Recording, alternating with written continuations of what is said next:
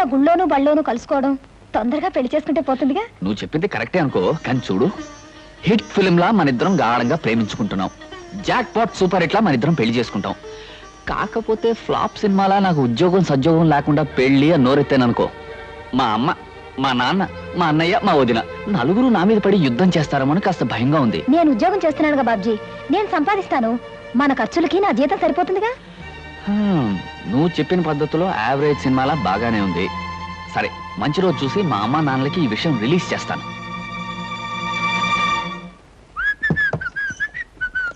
ఏమయ్యా బాబ్జీ, ఇలారా. ఏంటొదినా? కూరలు తరిగి పెట్టు, నాకు వేరే పనుంది.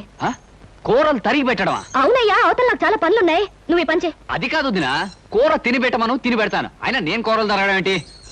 సరే, నువ్వు వెళ్ళి నీ పని చూసుకో, నేను తరిగి పెడతాను. నాకు ఇది అలవాటే.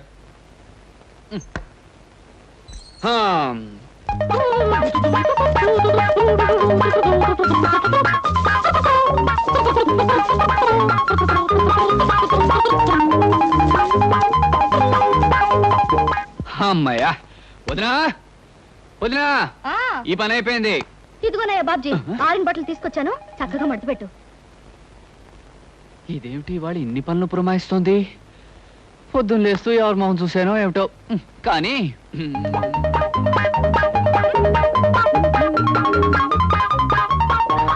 వదినా, ఇదిగో మడత పెట్టేశాను. అమ్మయ్యా, ఉండోయ్యా, 2 బిందెలు నీళ్లు తెచ్చిపెట్టు. అలాగే.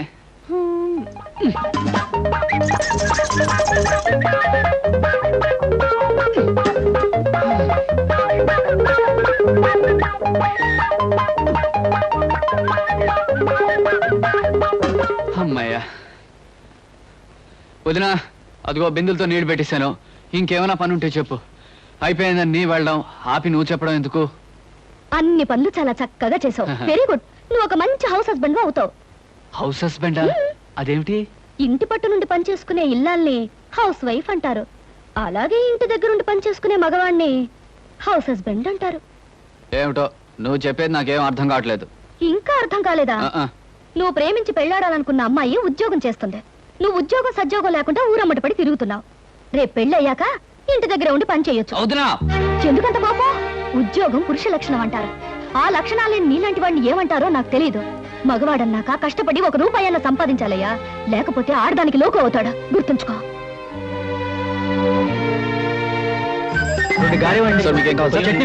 ఒక్క నిమిషం.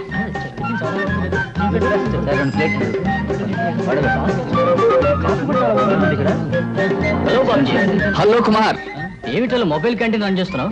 ఒరే, మనిషి అన్నవాడు తప్పు నేరం చేయకుండా ఏ పని చేసినా మంచిదేరా. నీకేం కావాలో చెప్పు, ఫ్రీగా ఇస్తాను. సార్ మీకు 10 పైసలు కదా. ఇవ్వండి. అక్కడ చట్నీ కూడా వేయండి.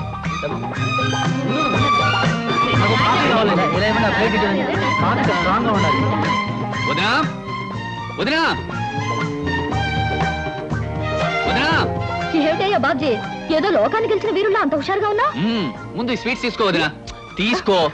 తన కాళ్ళ మీద తాను నిలబడి తన కష్టంతో సంపాదించింది రూపాయన మనిషికి ప్రపంచాన్ని గెలిచినంత ఆనందంగా ఉంటుంది వదినా.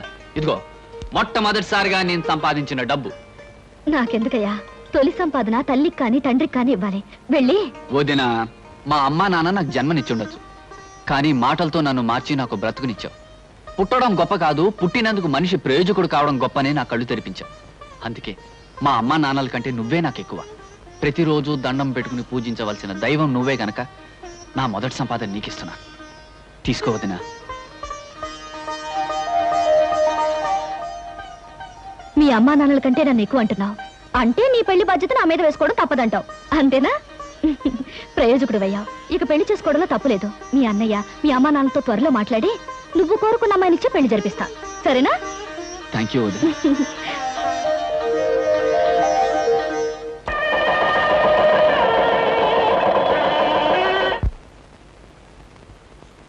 అమ్మా సీత, సీత. ఏమిటి నాన్న ఎలా వచ్చావు? నన్ను చూడాలనా నా పరిస్థితి చూడాలనా? అబ్బే, ఆ 2 కాదమ్మా, ఈ 2000 నీకు ఇవ్వాలని. ఇది దానం ధర్మం బహుమతి కాదమ్మా, బోనస్. మీ ఆయనకి ఇచ్చే బోనస్ అమ్మా. మా ఆయనకి బోనసా? మీ ఆయనకి మాత్రమే ఇచ్చే బోనస్ కాదమ్మా, ఆఫీసులో ఉన్న స్టాఫ్ 25 మందికి ఇలా 2000 చొప్పున ఇచ్చాను. ఎందుకు ఇస్తున్నానో తెలుసా? బాగా లాభాలు వచ్చాయమ్మా, అందుకే అందరికీ ఇచ్చాను. మీ ఆయనకు కూడా ఇస్తున్నాను, తీసుకోక తప్పదు.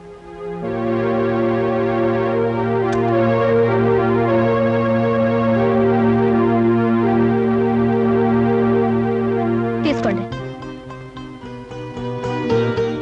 ఏమిటమ్మా ఇది? నాకు పెళ్ళై కాపురానికి వెళితే 7 కొండల వాడికి 2001 రూపాయి హుండీలో వేస్తానని మొక్కుకున్నాను. ఆ చేత్తో నీ డబ్బు తీసుకెళ్లి దేవుడికి పంపించండి. అమ్మా సీత, అది కదమ్మా. నాకు తెలుసునన్నా, ఈ కుటుంబం కోసం నువ్వు డబ్బిస్తే నేను పుచ్చుకోనని బోనస్ పేరుతో ఇవ్వబోయా. ఒక్క విషయం గుర్తుంచుకో, పంతానికి పట్టుదలకి నీ కూతురికి పెట్టింది పేరు. పైసా కూడా నీ నుంచి ఈ కుటుంబానికి అందడానికి వీల్లేదు. అర్థమైందనుకుంటాను. అర్థమైందమ్మా. బుద్ధొచ్చేట్టు నువ్వు చెప్పాక అర్థం కాకుండా ఎలా ఉంటుందమ్మా?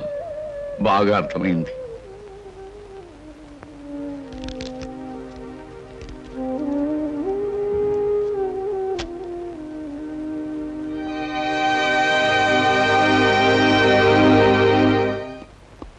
గుడ్ మార్నింగ్ మావయ్య గారు.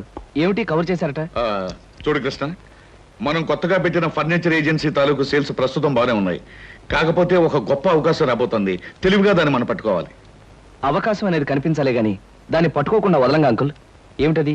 గవర్నమెంట్ హై స్కూల్స్ కి చైర్స్ టేబుల్స్ సప్లై చేయడానికి టెండర్స్ పెట్టుకోవడానికి కంపెనీలకు అవకాశం ఇచ్చారు. ఆ టెండర్ మందైతే ఖచ్చితంగా 5 లక్షలు, తప్పితే 10 లక్షలు ఆమొస్తుంది. అయితే తప్పకుండా ఆ టెండర్ మనదయ్యేటట్టు చేద్దాం. కాకపోతే ఈ టెండర్ కోసం చాలా కంపెనీలు ప్రయత్నం చేస్తున్నాయి. వాళ్ళందరికంటే తక్కువ కొటేషన్ తో మనం టెండర్ పెట్టాలి. ఇదిగో నేను అనుకుంటున్న ఫిగర్. Very good uncle. ఈ 10 లక్షల రూపాయల టెండర్ మందే అవుతుంది. ఈ కొటేషన్ నీకు నాకు తప్ప మరెవ్వరికీ తెలియటానికి తెలియదు.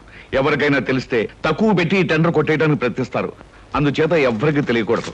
ఆఖరికి అమ్మాయి సీత కూడా. అలాగే uncle. Hello, Mahalakshmi agencies proprietor Gopalarao speaking.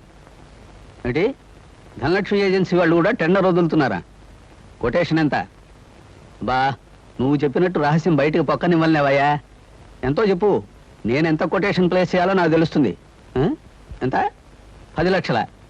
All right, మిగతా విషయాలు నేను చూసుకుంటాను.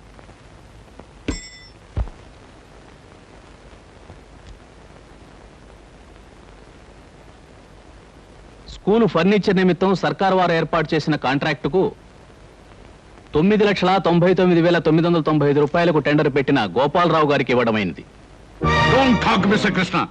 మన వ్యాపారానికి ఒక బంగారపు అవకాశమైన ఆ ఫర్నిచర్ టెండర్ ఆ గోపాలరావు ఏజెన్సీ చేజిక్కుందంటే it's an insult and defeat for us. నిజమే అంకుల్. మనం పెట్టిన కొటేషన్ కన్నా ఖచ్చితంగా 5 రూపాయలు తక్కువ కొటేషన్ ఇచ్చి ఆ గోపాలరావు ఈ టెండర్ ఎలా పట్టాడు నాకు అర్థం కావట్లేదు. అర్థం కావడానికి ఏముంది? మనం ఎంత అమౌంట్ కోట్ చేసి టెండర్ పెట్టామో అది గోపాలరావు తెలుసుకుని అందుకు 5 రూపాయల అమౌంట్ తక్కువ కోట్ చేసి టెండర్ కొట్టేశాడు. కానీ మనం ఎంతకు పెట్టామో అతనికి ఎలా తెలుసుంటుంది? చిన్న ఇంటి వాసాలు లెక్క పెట్టేవాళ్ళు, నమ్మిన మనుషులు వెన్నుపోటు పొడిచేవాళ్ళు ఆఫీస్లో ఉన్నప్పుడు తెలుసుకోవడానికి గోపాలరావుకి ఇది పెద్ద కష్టమైన పని ఏం కాదు. అంకుల్, ఏమిటి అలా మాట్లాడుతున్నారు? ఏమిటి మీ ఉద్దేశం? ఇంకా సూటిగా చెప్పంటావా? మన కొటేషన్ విషయం నువ్వే అతనికి తెలియజేసి ఉంటావు. అంకుల్, ఎస్, ఎంత డబ్బు టెండర్ పెట్టామో నీకు నాకు తప్ప మరొకరు ఎవరికి తెలియదు. ప్రొపరేటర్ నేను కనుక అవతల పార్టీకి ఎలాగో చెప్పను. ఇకపోతే మిగిలింది నువ్వు. నీ వల్ల అతనికి తెలిసి ఉండాలి. అంకుల్, ఈ కంపెనీ నాదే. ఇది బాగుండాలని వీధి వీధి తిరిగి ఈ కంపెనీ ఇంత అవడానికి కారకుండైన వాడిని నేను ఈ కంపెనీకి అన్యాయం చేశానంటారా? నమ్మకాన్ని విశ్వాసాన్ని కూడా డబ్బు కమ్ముకునే రోజులవి. ఆ గోపాలరావు నీకు లక్షలు ఇస్తానో లేకపోతే తన కంపెనీలో వాటా ఇస్తానో ఆశ పెట్టుంటాడు. దాంతో నువ్వు నన్నే మోసం చేయడానికి సిద్ధపడ్డా.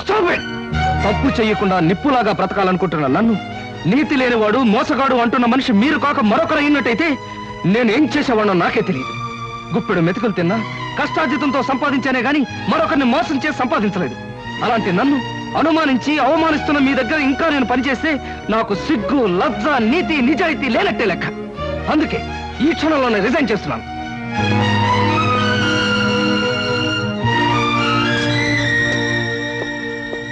ఎంత వయసు వచ్చినా మంచేదో మోసమేదో తెలుసుకోలేని మిమ్మల్ని చూస్తే జాలిస్తుంది. I feel sorry for you.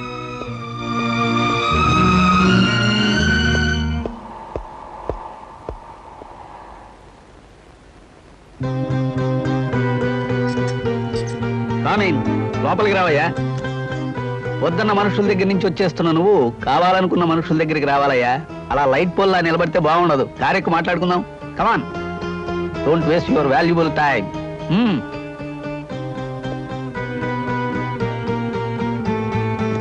Driver కార్బోని. గోపాలరావు గారు, మా కొటేషన్ ఎంత అనేది మీకు ఎలా తెలిసింది? అది బిజినెస్ సీక్రెట్ అయ్యా. బుద్ధున్న బిజినెస్ మ్యాగ్నెట్ ఎవడు బయటికి చెప్పడు. చెప్పొద్దులండి. నన్ను ఎందుకు తీసుకెళ్తున్నారో అదేనా చెప్తారా? వరసకి మామ, వృత్తిలో బాస్ అయిన కోటేశ్వరరావు నిన్ను అరిచి కరిచినంత పనిచేస్తాడని నాకు ముందే తెలుసు. ఇలాంటి తెలివైన వాడిని తెలివి తక్కువగా వదులుకుంటున్నప్పుడు పట్టుకోవడమే నాలాంటి తెలివైన వాళ్ళ పద్ధతి. అంటే ఏమిటి మీ ఉద్దేశం? ఏముంది, నిన్ను మా కంపెనీకి జనరల్ మేనేజర్గా అపాయింట్ చేద్దాం అనుకుంటున్నాను. ఇప్పటి వరకు నువ్వు తీసుకున్న జీతం 2000, నేను నీకు 5000 ఇవ్వాలనుకుంటున్నాను. ముందు ముందు పెంచే ఉద్దేశం కూడా ఉంది. ఇక నా కంపెనీలో పనిచేయడానికి నీకు అభ్యంతరమే ఉంటుంది. అదృష్టం